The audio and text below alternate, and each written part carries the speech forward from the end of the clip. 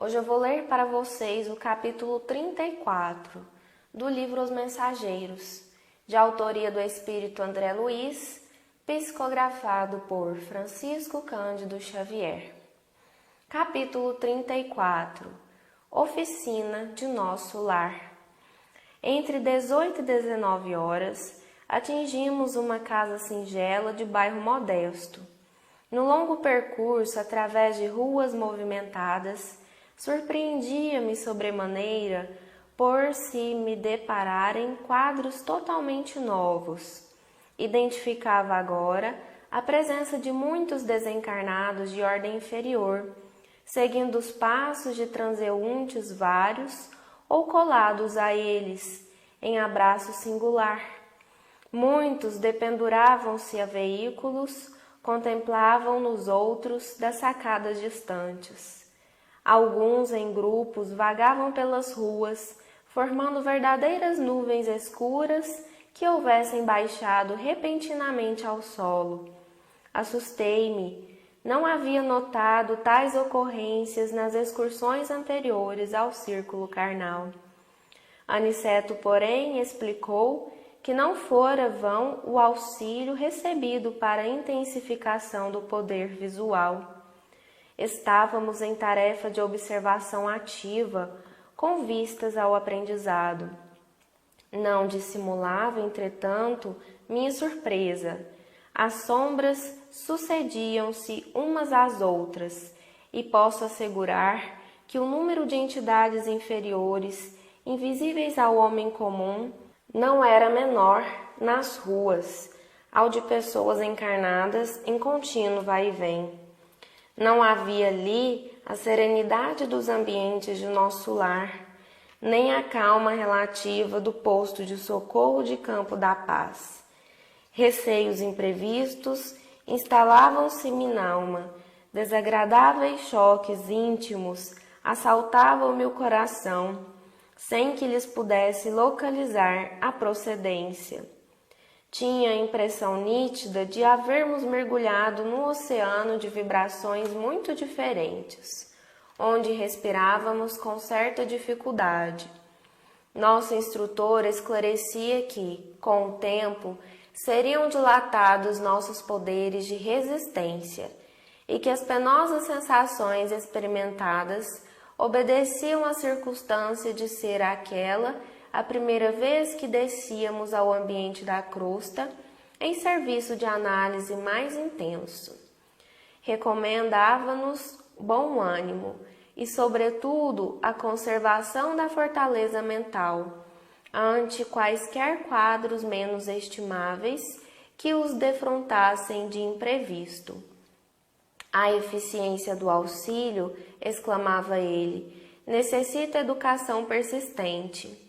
Não seria possível ajudar alguém prendendo-nos a fraquezas de qualquer espécie. Os conselhos de Aniceto calmavam-nos a alma surpreendida e inquieta, e eu tudo fazia no íntimo para ajustar-me aos alvitres do bondoso orientador, mesmo porque asseverava ele que diversos companheiros adiavam nobres realizações em virtude das manifestações de injustificável receio.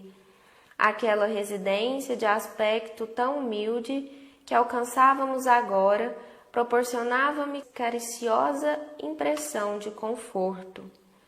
Estava lindamente iluminada por clarões espirituais que recordavam precisamente nossa cidade tão distante. Fundamente surpreendido, reparei que o nosso orientador se detivera. Notando a nossa admiração, Aniceto indicou a casa pobre e falou: teremos aqui o nosso refúgio, é uma oficina que representa nosso lar. Profundo assombro empolgou-me o íntimo, mas não tive ensejo para indagações. Precisava seguir o instrutor, que tomara a direção da casa pequenina. Aproximamo-nos do jardim que rodeava a construção muito simples e, estupefato, observei que numerosos companheiros espirituais assomavam à janela, saudando-nos alegremente. Que significava tudo aquilo? De outras vezes, visitara minha cidade e meu antigo lar, mas nunca vira tal coisa.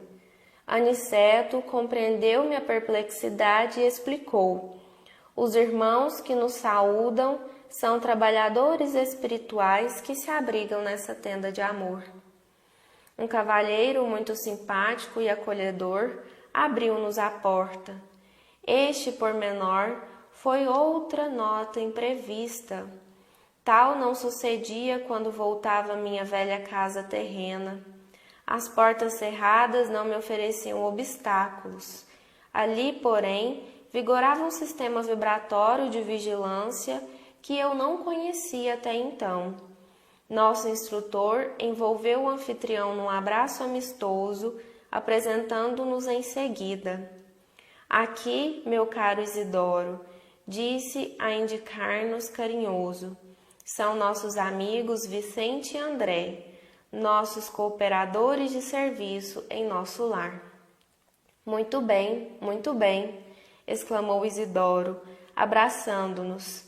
Nossas atividades precisam de trabalhadores operosos. Entrem. E acrescentou hospitaleiro. A casa pertence a todos os cooperadores fiéis do serviço cristão. Era a primeira vez que eu vi uma entidade espiritual com tão segura chefia de uma casa terrestre. Penetramos o ambiente modesto. Altamente surpreendido, reparei o interior. A paisagem material mostrava alguns móveis singelos, velhos quadros a óleo nas paredes alvas, velha máquina de costura movimentada por uma jovem aparentando 16 anos, um rapazote de 12 anos, presumíveis, atento às cadernetas de exercício escolar, 3 crianças de 9, 7 e 5 anos aproximadamente, e como figura central do grupo doméstico, uma senhora de 40 anos, mais ou menos, tricoteando uma blusa. Notei, porém, que da fronte, do tórax, do olhar e das mãos dessa senhora irradiava-se luz incessante que me não permitia sofrear minhas expressões admirativas. Aniceto designou-a respeitoso e falou: temos aqui a nossa irmã Isabel. Para os olhos humanos ela é a viúva de Isidoro, mas para nós é uma servidora leal nas atividades da fé. Reparei que Dona Isabel parecia, de algum modo, registrar a nossa presença, acusando certa surpresa no olhar. Mas Aniceto adiantou-se esclarecendo: nossa amiga é senhora de grande evidência psíquica, mas os benfeitores que nos orientam os esforços recomendam não se lhe permita a visão total do que se passa em torno de suas faculdades mediúnicas. O conhecimento exato da paisagem espiritual em que vive talvez lhe prejudicasse a tranquilidade. Isabel, portanto, apenas pode ver mais ou menos a 20ª parte dos serviços espirituais em que colabora, de modo direto. A essa altura, Isidoro nos indicou pequena sala ao lado e falou a Aniceto em particular: desculpem-me se não lhes posso acompanhar no repouso necessário. Descansem, contudo à vontade. Tenho serviços urgentes na recepção de outros amigos. Nosso mentor agradeceu comovidamente e, acompanhando-o, alcançamos modesto salão, pobremente mobilado, mas quase repleto de entidades envolvidas em conversação edificante. Confortadoras luzes brilhavam em todos os recantos. Havia ali um velho relógio, tosca mesa de grandes proporções, uma dúzia de cadeiras e alguns bancos rústicos. A claridade espiritual reinante, todavia, era de um maravilhoso efeito. Muita gente esclarecida e generosa do plano invisível aos humanos aí se reunia. Aniceto cumprimentou os grupos que lhe eram mais íntimos, de modo especial, e apresentou-nos com a bondade de sempre. Sentimos-nos admiração, esclareceu, quando o vimos mais a sós num canto do salão. Estamos numa oficina de nosso lar. Isidoro e Isabel edificaram-na num ato de heroísmo e fé, tendo saído de nossa cidade para essa tarefa. Vai para mais de 40 anos. Graças a Deus, ambos têm vencido galhardamente árduas provas e mantêm seus compromissos corajosamente em serviço da crosta. Há 3 anos voltou ele para nossa esfera e, contudo, graças ao altruísmo da esposa e aos vínculos de amor espiritual que conservam acima de todas as expressões físicas, continuam estreitamente unidos, como no primeiro dia do reencontro na existência material. Dada esta circunstância invulgar, as autoridades de nosso lar concederam-lhe permissão para continuar nesta casa como esposo amigo, pai devotado, sentinela vigilante e trabalhador fiel. E observando talvez a nossa maior surpresa, Aniceto acrescentou: sim, amigos, o acaso não define responsabilidades, nem atende à construção séria. A edificação espiritual pede esforço e dedicação, assim como os navios do mundo necessitam de âncoras firmes para atenderem eficientemente a sua tarefa nos portos.